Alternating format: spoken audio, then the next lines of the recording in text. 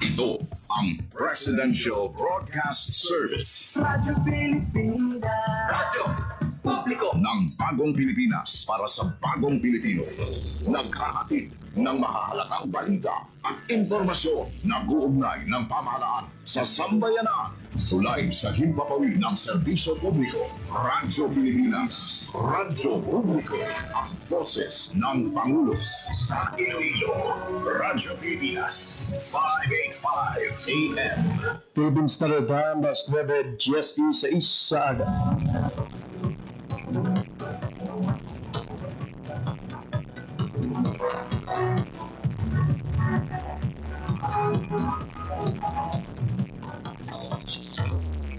Western Visayas, Panay Island, tinamaan itong island-wide blackout. Pagsunod muli sa mga sinasabi na focus na hindi para sa operation natin. We have that in collaboration with the department. I am again standing up. Mapigtahan ang mga freedom of expression. Office of Civil Defense naman po. Balita, issue, kag iban pa. Diri sa Publiko.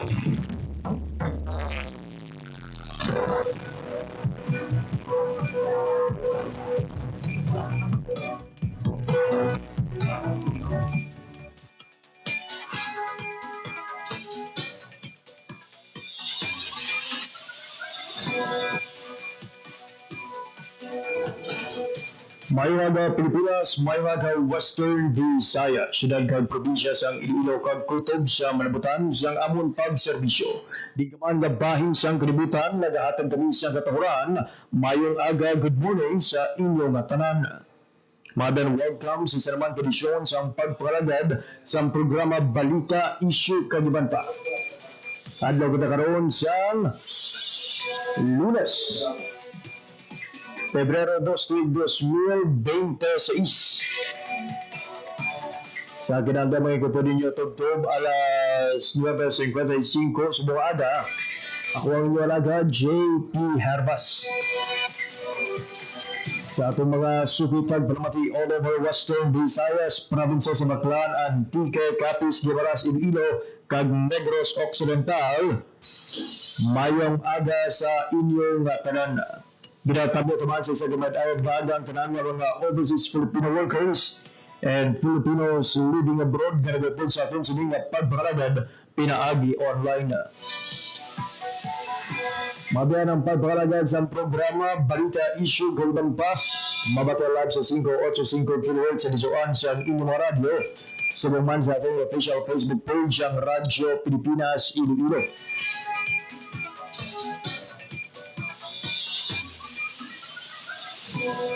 Happy Fiesta Nuestra Señora de la Candelaria, ang atong sining patron sa Western Visayas nga nagahatag sa iwag sa madamo nga mga deboto, particularly sa mga suminimba sa simbahang Katoliko. Sa atong mga kauturan nga magapadulong diri sa syudad, particularly sa mga magalabay sa distrito Sangharo, o be informed mga biyan sa mga posible nga pagpugok sa mga salakyan as you approach the area Sangharo Plaza o kung Sangharo Cathedral. Bangod madamo karon sa mga dalanon sa syudad, particularly sa nasabi kaya nga distrito, ang temporaryo nga din siraduhan. Agad na tagang ligwa ang pagpadulong sang atong sining nga mga kulturan sa Haro Cathedral, kung sa diin pila ka mga misa mga biyan ang ginahiwat kadungan sang kapistahan sa Nuestra Señora de la Candelaria.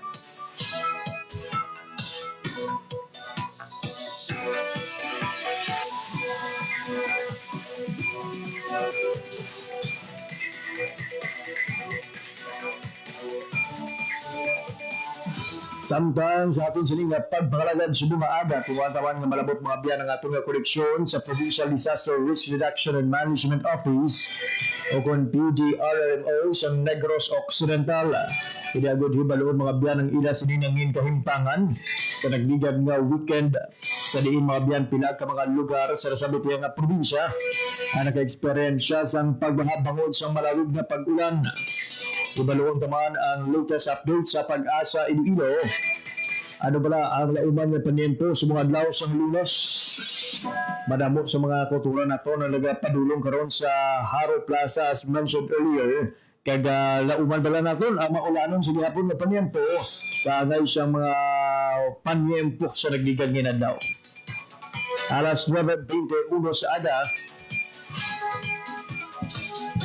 mag-check anay kita mga biyana sa ating siring nga koneksyon sa Pag-asa Iloilo agad nga hibadoon ang latest nga update sa lakat sang panahon.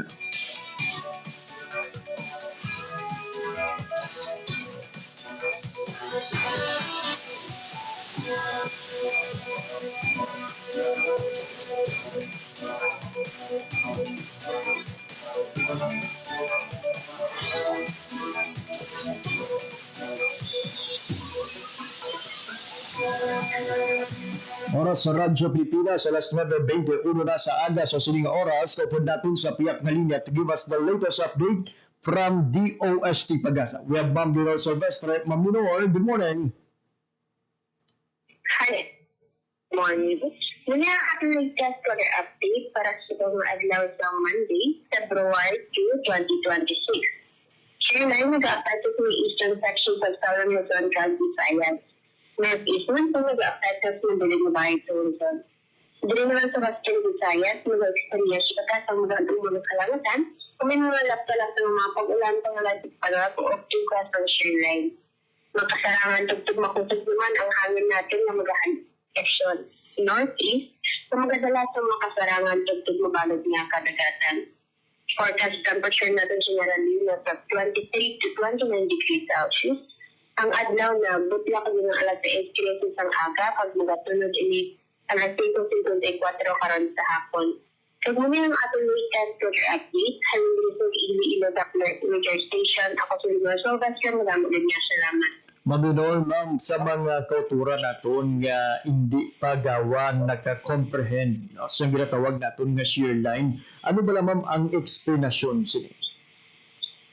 Ang boundary sa mainit yung malamig na hangin na nagapanggaan. So, ang kamo niya, ang shear line naman niya, boundary nila, tapos ang niya nagapatugpas ang pag-ulan-ulan din sa atin. I see. Ang inyong nga shear line, ma'am, how long naton ginalauman ang epekto sini diri sa Western Visayas? Well, base sa ating weather outlook, possible by Wednesday improve. Sir. I see. So, for meantime, ma'am, subong adlaw sa Lunes, especially sa mga kultura naton nga magapadulong sa Distrito sang Haro for the Fiesta o Nuestra Señora del Candelaria, i-expect sa gihapon naton ang posible nga mga pag-ulan subong adlaw sa Lunes. Yes, sir. Sir, possible maka-experience ka sa mga pag-ulan-ulan subong adlaw, sir. Ayun, lastly, ma'am Leonor, ang imo sining mensahe kaga panugyan sa aton sining nga mga kulturan nga perhaps no nag-worry nga basi may bagyo o kung na may other weather disturbances nga mahimo nga magdala naman sa mga pagbaha sa ila sa nga area. Ang mag-monitor ng data nga gina-update ang ating weather forecast. Then, nagkano na katapan magdala sa fire protection sa ulan. Ayun. Ma'am Leonor Silvestre, for your time and information and hatag sa Radyo Pilipinas, madamong higda salamat kag padayo. Welcome, sir, kag maayong adlaw sa dawat.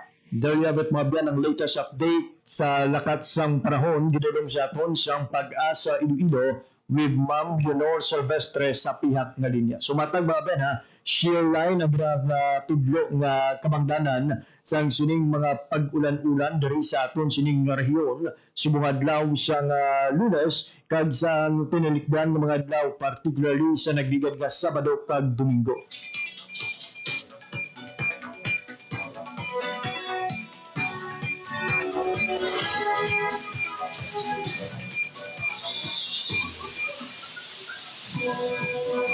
Sa atong mga kulturan ha, maghalong-halong gid sa aton sining maneho kay kung medyo madurodan lugar kung sining magalanon. At the same time, may mga posibilidad sa pagkatipag sa buta kung ining mga landslide ba mga biyan. O sa mga landslide prone areas kaya sumungman sa mga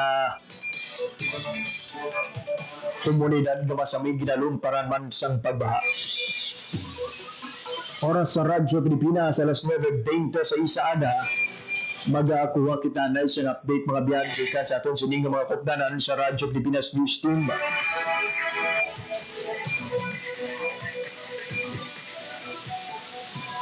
Speaking of dalanon mga biyan, kung sa mga motorista naton ang buhang flyover ang ginsiraduhan na. Kung saan o iniasta kag kung ano ang kabangdanan, subalo naton sa report ni Janelle Baclaya. Radyo Pilipinas Report. Jen, good morning. Jay, pabiso sa aton sa mga motorista na dira sa mga area sa distrito sa abiso Jeep sa aton nga mga motorista no nga nag-agi dira sa may distrito sa Ngaro, partikular sa may buhang flyover siraduhan sang aton siniyang DPWH subong nga bulan sang Pebrero ang buhang flyover tiya mo ning ilagyan from Coastal Road La Paz padulong sa may Lanet Haro lapos dito sa may area sang Pavia kag Hibaw-an. Mayara sing pagapatigayon nun nga structural assessment kag rectification work sa flyover kung matandaan sa nagbisita si DPWH Secretary Vince Dizon ginpang sikyar ni ining mga flyover nato no diri sa may Iloilo halin sa may Aganan flyover isa sa gingkadtuan ni Secretary Dizon amo ning buwang flyover kay may nakit-an na dira nga litik sa ibabaw sang deck sini kag may nagakahulog na semento kag sa inspeksyon sang Tiglikom nakit-an gini na digad ka daw na ginawa ng kabilya. So sang amo man to nga petsa sa iyang pagbisita diri sa Iloilo gintawgan diyon ang kontraktor nga kay uhon ini no kag ang pasalig sang kontraktor nga kundi na magsala daw amo ang guriya nga after sang dinagyang so sila suguran nila ang pagakayo. Sa aton nga mga motorista hindi ka mo dira mag-agi subong kay ang ining closure suno sa advice ng TTMO magalawig until March 25. So wutsulingon mga surusubra man isa ka bulan ang pagsirado dira si idalom pwede ka kaagi pero tigamay na da no one lane ginada ang alagyan kasunod sining pagsirado sa buhang flyover. So until March 25 ti kuan ginadanda ruta sa mga cargo trucks no ang dira nga area so pangita sila na sa mga alternatibong alagyan para nga hindi sila mahulaan dira kay ti medyo makitid na daang dalan kag i-repair na ang portion sang deck nga may ara sang may nagwa nga semento kung may nagtukal nga semento J. Jen, clarify ka lang ang ining nga flyover iyan na closure full closure with you, no? Hindi niya pareho sa nagigad sa may San Agustin nga half sa flyover ang posible pang malabian. So full closure gid ini kay wala ini iya sang sang daw mid sa tunga bla daw naga-define no tawag nila na no nga daw naga-separate sa lane no sugat anay ginadaya. So siraduhan ina siya. Although nga ang buho nga nang tanaw sa naliga do hindi magita mo nakalapad no. Pero part ini sang mando sa aton sini nga Tiglikom sa naligad tiya muna nga daw madasig ang ila sini nga response no kag ang pagtuman sa ila sini nga promisa nga after din nagyang obrahon nila ini ay personal sila nga gintawgan ni DPWH Secretary Vince Dizon. Actually sa pag-insindi naton wala ini sa itinerary sang Tiglikom sa nagligad no itinerary ni Secretary Vince Dizon Aganan flyover dayon diretso Sunset Boulevard. So ang natabo after sang press con sa Aganan flyover gin-inform sa katapos sa media nga may nakitaan didto nga mo sina. So personally ginpadulungan niya gid ni bisan nga sagwa na ini sang itinerary para ma-secure ang iniiya nga nakitaan nga daw damage sa ibabaw kay basi mag-cause ang mas dako problema sa aton sini nga mga motorista kay bublay ko mahulugan ikaw no. ara ka sa idalom sang flyover jeep. Maragkol mo dyan kung saan o ginbuksan ang ining buhang flyover kag ano ang kontraktor siyang siniyang na proyekto. Kung matandaan, Jay, pa naka-cover gig ako sina, no? Ato pandemic time inasang gibusan, di ta magsila daw 2022 siguro kay ang una kita ni nga schedule nga mahuman is ang Ongka flyover, matandaan mo. After nga mayara sing na-discoveryan nga pag-usmod, gin-hold adto kaga nauna iniya nga gingamit ang hibawan ako nang ano ni ang buhang flyover sa tatlo ka mga flyover. So amo ning una nga na-utilize kag halin sang ginobra iniya amo pa lang ni nakitaan sang ano sang damage kumbaga no sa atong siniyang mga motorista kag ginpalabot sa taga DPWS kag ini ang naaktuhan. So wala ini nga sang nakitaan nga the displacement kay ang natabo sini sa una construct ang Ongka flyover nagka-kontrobersiya ti daw gin make sure sa kontraktor nga ang inaiya nga flyover mapuslan gila yon no magamit gila yun. So nauna pa inaiya gamit sa Ongka flyover ang flyover dira sa may buhang jeep. Nakalabay ako di dyan nga area halin sa MV at Sonova, padulong di sa may barangay Bituon. Ang isa sa mga concern dira, ang dalan malapit sa panugod o kung sa entrada sa nasabit na flyover, medyo patsihon dyan kaga tanaw. Ano ba kung yung ano ni Anay, yung kayo ni Anay, ito considering natin mahinay-hinay gila ang mga salakyan. Kasi mangintuna, ano ba na dyan, sa mga problema kung pagtugot man sa mga salakyan sa nasabit ng area. Actually, sa ginadaya ka challenge kung magagi ka dira, ang lubak-lubak. Nagko na dang nung lubak-lubak, kay magluwas ka cargo truck kung gagi. Daw wala na ma-fix it. Mahinay-hinay ka gidaya, no? Kaya sa subong daw wala man na sang improvement. Sa Japon, kaya doon naanad na nga sa babaw ang ginagamit. Subong, kung matandaan mo sa una nga may mga bus na nga nagsangit, may kay medyo ano na medyo dagko ang lubak. May mga warnings ni nadira, no? So amo na isa sa challenge kay sa subong sa pinakaulihin naton nga paglabay naton dira daw amo man sa gyapon. Ang dalan dira sa idalom sa flyover nga kung manubo-nubo sa lakyan mo, maano kagid, no?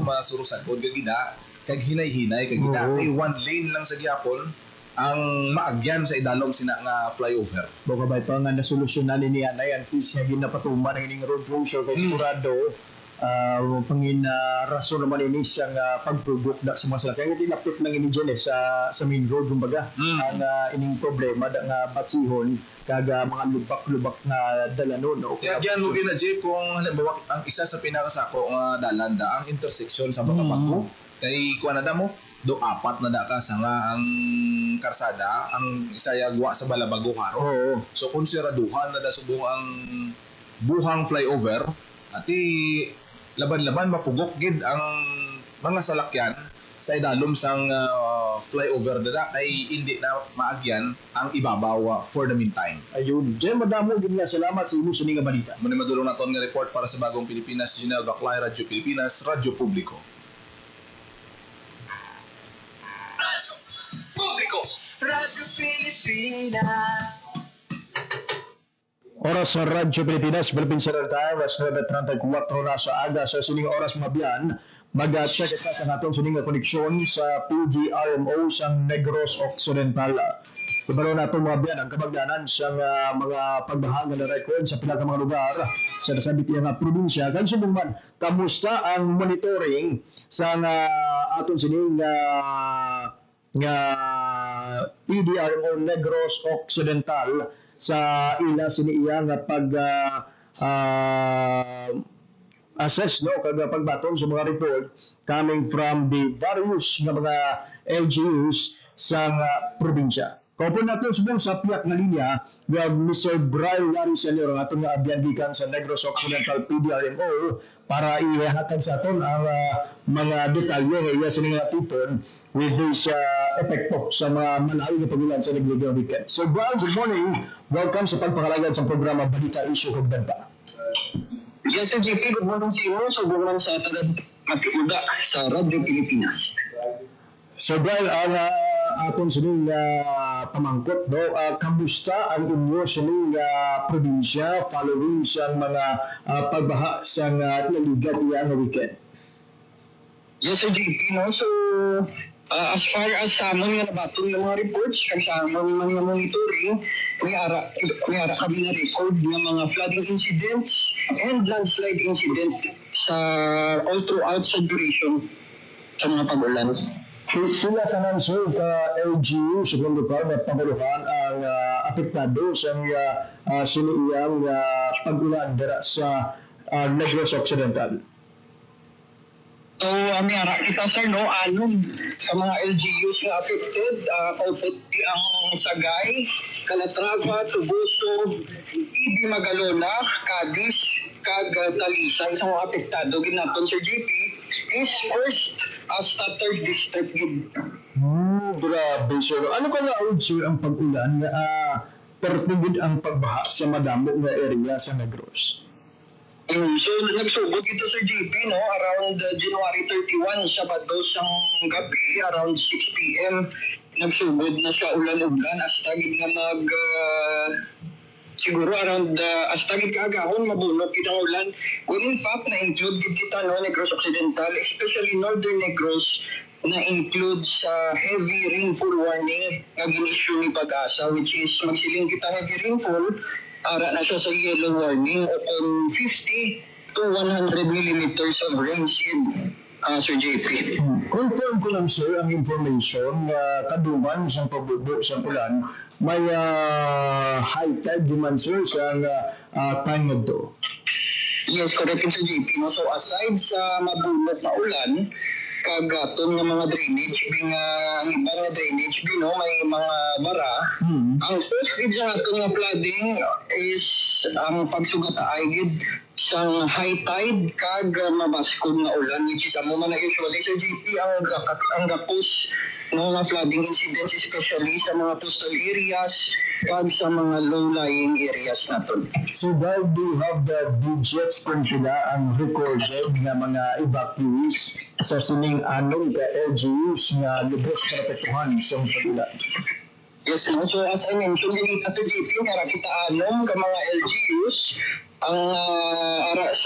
ang ginipang evacuate, tanan ang total is 1,065 families or 3,999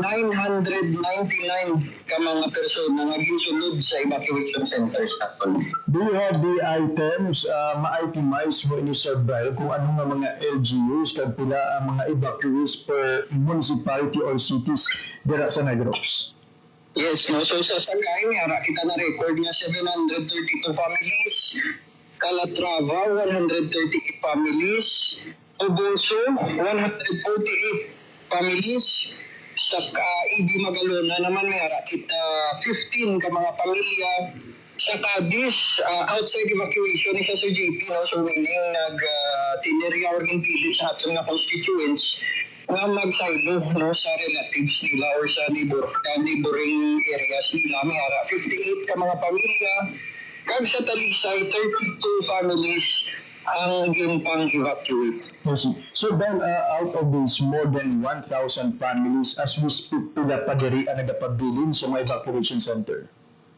So, ang latest, Sir JP, no, actually, as of 5 p.m. ni kagapon, report sa aton DSWD, harap pa kita sa 732 ka mga pamilya. Pero most likely, Sir JP, marami nga reports na nagama't-amat na decamp sugod kagapon. So, magsugod ni karon alas 11 na mga report, matubo na ni atot na numero.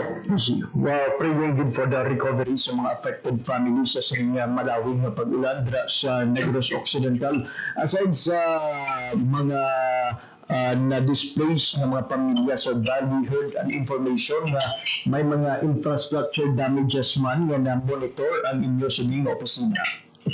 Yes, correct Sir JP, no? So miyara kita na record na damage nga church, no, simahan sa dito nga parte sa may Escalante, and miyara man kita, no, mga reported nga damage houses Pero amo pa na gina-consolidate pa sa ato nga DSWD man ang numbers.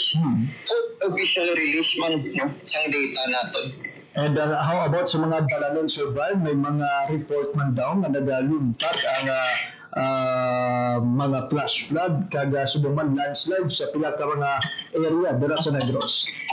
Yes, correct sa JP. No? So, ang aton mga na-unpassable roads sa January 31, po na di ang sa Mera Party sa Tubuso, Escalante, Sagay, kag EB Magalona ng mga dalano natin. Pero as of this morning, 8 a.m., ang tanan natin mga roads and bridges, passable na gid.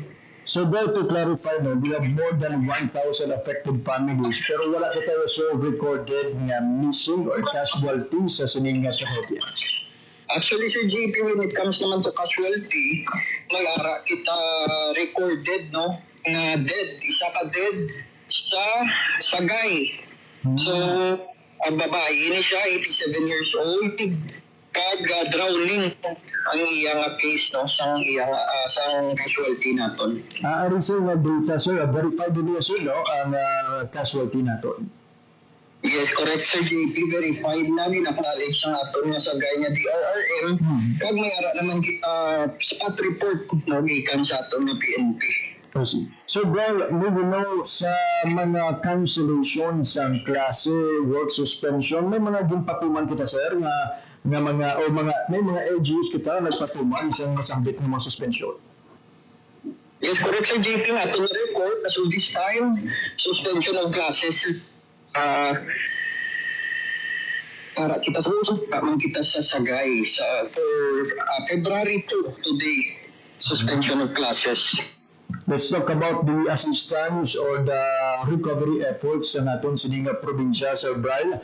Kamusta? Ano na ang mga building napalabot kag ginahimos na sa karon sa provincial government? Yes, also when it comes sa local nga mga government units natin, ang ilang DSWD, number 1 gid nga mag-ikutar kag mag-asikaso sa evacuation centers, food and non-food items, kag when it comes naman no, sa health cluster natin, nagbulig man no, para malikawan natin ang mga masakit na pwede magtugay, especially magbaha, kabilang na ang mga leptospirosis, kag ibang sakit sa JP. So, kag diri sa amon sa provincial government ug Negros Occidental, conduct naman kami sa Ardana or damage assessment para agad no, ang tuga, ang halit naging tuga sa hindi na pagulan kag para mabalaan pagid nato no kung diin pagid nga mga areas in aspects naton mabuligan ng aton nga mga LGUs. Sir Brian, lastly, ang imo sining panugyan sa aton sining mga kauturan, perhaps until now, no, nag-recover pa sa sining epekto sa malawig na pag-ulan, particularly ang pagbaha sa ilang komunidad. Yes, so ang panugyan natin no, sa DP sa local communities, ipadayon gid gyapon natin nga pagnon weather advisories kag other related advisories pag gina-release no or gina-issue sa aton nga mga official agencies. Kag when it comes naman no sa tigululan, wala pa natapos no aton nga rainy season. Expectaron naton nga the following maka-experience gid kita sa gihapon sa pag-ulan, that's why nga ma-monitor kita. Kag amo na sa JP no, especially naman sa mga low-lying areas, prone gid kita sa flash flood. Kag sa mountainous areas naman, mag-ualigmat kita sa mga possible na landslide incidents na matabo, especially no, kung mag-abot naman liwat ang tig-ululan sa JP. Ayun, madamo po salamat, Sir Brian, sa imo sining impormasyon na din palapot sa ating sining pagpahalagad sa mga ada for your words and words para sa bayan. Madamo nga salamat kag padayon. Yes, thank you, Sir JP. Good morning. Dahil abot mga biyan si Sir Brian Larry Senyor, ang ating sining Deputy General Manager sa PDRMO Negros Occidental sa ila siniya nga monitoring sa naging epekto sa malawig na pag-ulan dito sa Negros Occidental affecting 6 ka mga LGUs mga biyan and more than 1,000 families sa Negros Occidental.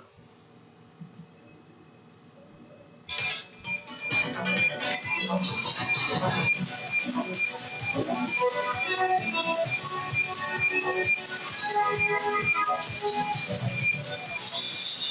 we pray good for the recovery and healing sa aton sining nga mga kauturan coming from these 6 municipalities and cities sa Negros Occidental na apektado sa nga malawig nga pagbaha.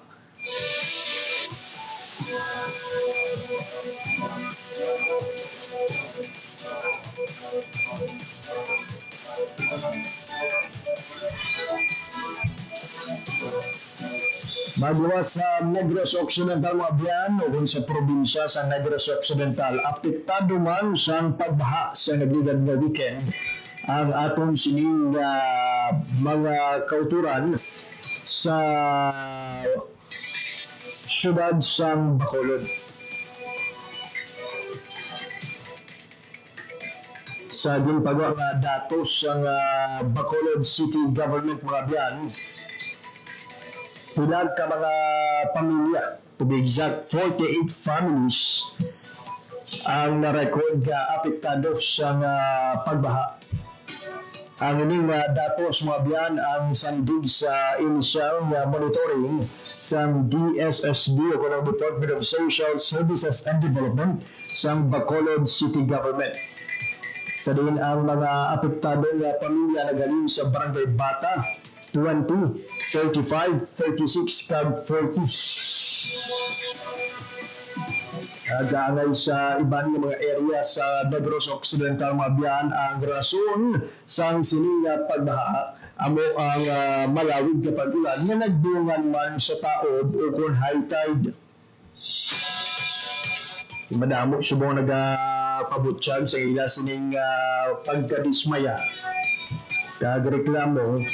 Iti daw nangin regular na iya sa Bacolod City na sa tiong siyang malawig kada gulpiada nga pag-ulan.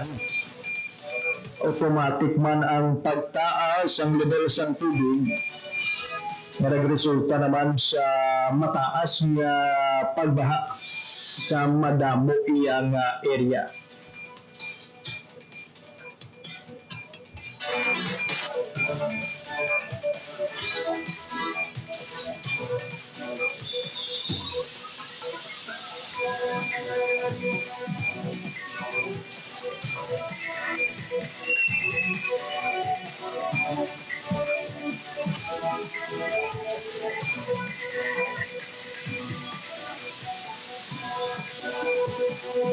So, subong mga biyan nga sinisige ang atong sini nga pagbantay sa pag-ulan kasi gina-forecast ligat ang posibleng mild La Nina. Ginapanugyan gid ang tanan nga hindi magpakampante sa pihak sa wala sang bagyo o dapat nga mag-aligmat kita ready gid ang atong sini nga mga go bags para sa piun sa gulpiadang mga pagbaha, landslide, kaga subuman, iban pagid nga mga emerhensya, may ara kita sa mahulag.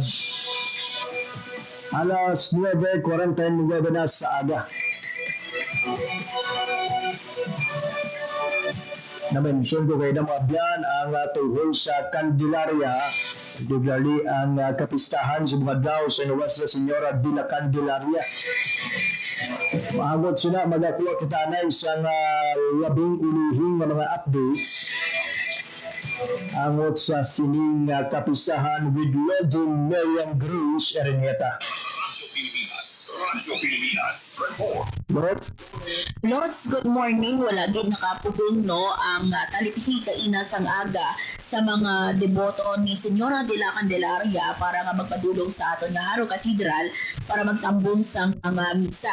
Kaina Lods no nagpadulong kita dito alas 4 may ara lods no nga buo or talithi I mean no pero despite that no ang aton nga mga tumuluo sa gihapon nag-attend no sang misa alas 4 kay inasang aga sa aton nga Cathedral Church o sa aton nga main altar kag sa misa pan 4:30 AM sa aton naman nga St. John Paul II Gymnasium. So kaina lods no nakita nato dito aside sa mga nag-attend sa misa sa main altar kag sa aton man nga gym o sa St. John Paul II Gym may mga nagapila man lods para sa kapalapa kag syempre may ara man dito lods no nga nagapila para nga magsaka sa balkonahe nga maglantaw sang imahe man ni Nuestra Señora de la Candelaria na hibaluan lods sa Cebu nga February 2 nasa ulong nato sa lamig ni Nuestra Señora de la Candelaria kag every year ini siya lods no February 2 aton patrones no sa Haro kag sa Bugos nga Western Visayas kay ina lods may ara kita dito no nga pila ka mga na istorya na according sa ilalot sa ini sila sa probinsya sang Capiz no kag sa mga previous years gani lods may mga nakaistorya man kita no nga halin pa mismo sa Negros Occidental kag Antique so inalods according sa ila no despite no nga di malayo ang ila ginalinan still no ang ila nga pag salig no sa aton nga Nuestra Señora de la Candelaria bakod mati ang marina lods ang faith nila kada tuig nagabaskog so for the information no, sa aton nga mga tagpalamati ang aton no nga miraculous nga imahe nakita ini siya lods sa Iloilo River sang tuig 1587 kon 1587 kag sunod sa mga istorya man lods no so nakita ini no ang foot size nga imahe sang aton nga mga mangingisda do hindi nila ini lods makaya nga dalon pero sang time no nga nag-decide sila nga dalon ini sa Haro dito lods kag nangimamagan ang ini nga imahe until such time nga nakalabot in sa simbahan kag sang February 21, 1981 kadungan no sang apostolic visit sang aton anay nga Santo Papa kag now no po St. John Paul II ginkoronahan sinino ang imahe ni Nuestra Señora de la Candelaria kag until now lods no nagapabiling nga nagansahanan nga Marian image sa pungsod nga ginkoronahan no sa isa ka Santo Papa kag sang isa man ka saint. Kamusta sa emotionin nga pag-bisita kanina sa katedral ang seguridad kaya suliman ang mga nagka-standby nga mga medical personnel kiti ang mention no ang ining kapistahan ang ginadubukan lang ginadubukan gud no hindi lamang sa ginatus kundi yes, sa mga tumulo. Yes, correct. Lods, limibo, Lods. Actually, sa aton nga nakuha nga datos no, sa Iloilo City Police Office, no, according to kay Police Major Sheila Mi Sangrines, ni ara kita, Lods, as of 8 AM pa lang kagina, ya, Lods, nga misa, estimated natin, Lods, na crowd, yara na sa 4,000. So, limibo, gid, no, ang aton nga mga tumulo nga nagpadulong. Kagkapin pa, Lods, kaina, abi, alas 8, giniwat ang blessing natin no, sa mga kandila, sa mga candle natin, naging pangunahan sa aton nga Archbishop Medifil de Leones. Kato ina Lods, actually, perte Lods, no, ka-secure no, ang aton nga entrance dito, no, kiti apart sa pagsulod ni mo dira pa lang sa guwa, no, sa dalan pa lang, may mga pulis na ginalantaw diri Lods, ang imo no, nga ni ara sila nga ginaniwat nga check up no, sa imo nga bag, ginalantaw konti, may mga patalong ikaw dira, nga dala, kiti bawal ina.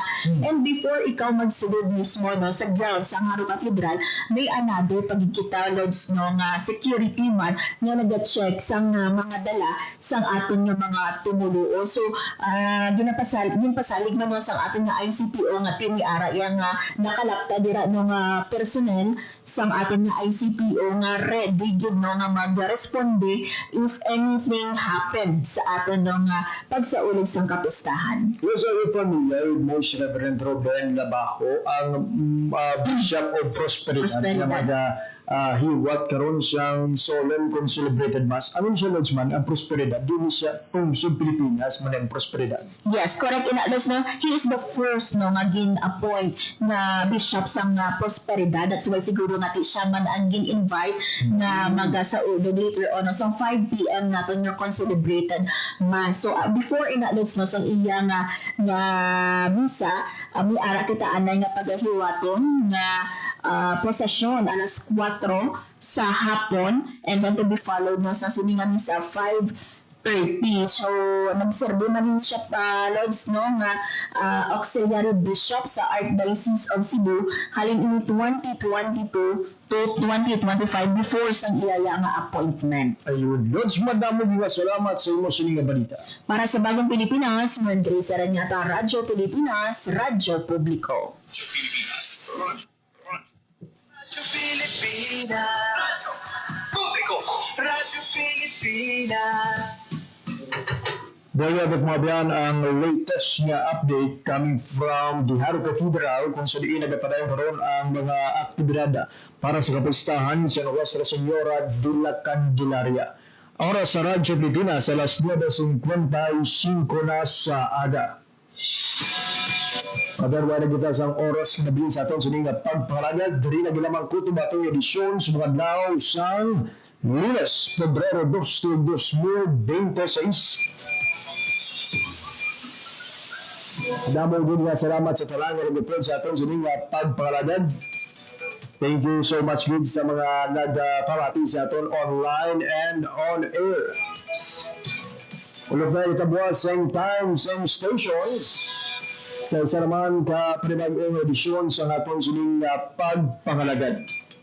Sa ngalan naman sa aton mga katuwang teknikal, Mr. Alan Depante sa studio, at Mr. Rochelle Jones sa Tahero sa transmitter. Ako naman ang inyong nag-alaga, JP Herbas. Madamo nga salamat sa inyong pagpamati. Maayong aga, Pilipinas. Balita, issue, kag iban pa. Diri sa Radyo Pilipinas. Radyo Publiko. Radyo Pilipinas. Ang inyong tulay sa himpapawid ng serbisyo publiko, ang Presidential Broadcast Service, Radyo Pilipinas, Radyo Publiko. Radyo Pilipinas. Radyo Publiko. Kinilala ng pag-international at prestigyosong Asia Pacific Broadcasting Plus Awards 2025 para sa kategorya ng Government Streaming. Ito ay dahil sa epektibo nitong pagsasanib ng mga tradisyonal na media tulad ng telebisyon, radyo at print para masabayan ang mabilis na pag-inog ng mundo ng digital at social media tungo sa mas epektibong paghahatid ng mahahalaga at napapanahong mga impormasyon sa mamamayang Pilipino. Kinilala rin ang Radyo Pilipinas dahil sa patuloy na pag-akyat ng rating. Ngayon ay matatag sa pang-4 na pwesto sa Mega Manila ayon sa pinakahuling Nielsen Radio Audience Measurement Survey. At sa social media, nakamit ang higit 2,000% pagtaas ng bilang ng mga sumusubaybay sa Radyo Pilipinas page sa unang bahagi ng 2025. Patunay ito na ang inyong Radyo Pilipinas Radyo Publiko ay tunay na kaagapay ng inyong pamahalaan sa paghahatid ng serbisyo sa mga mamamayang Pilipino. Mula sa aming lahat, sa ngalan ng inyong pamunuan at mga kawani ng Presidential Broadcast Service, kasama ang inyong mga himpilan ng Radyo Pilipinas sa buong kapuluan. Maraming salamat po sa inyong lahat, sa inyong pagtangkilik at pagkilala. Radyo Pilipinas. Radyo Publiko. Radyo Pilipinas. Radyo Publiko. Radyo Pilipinas.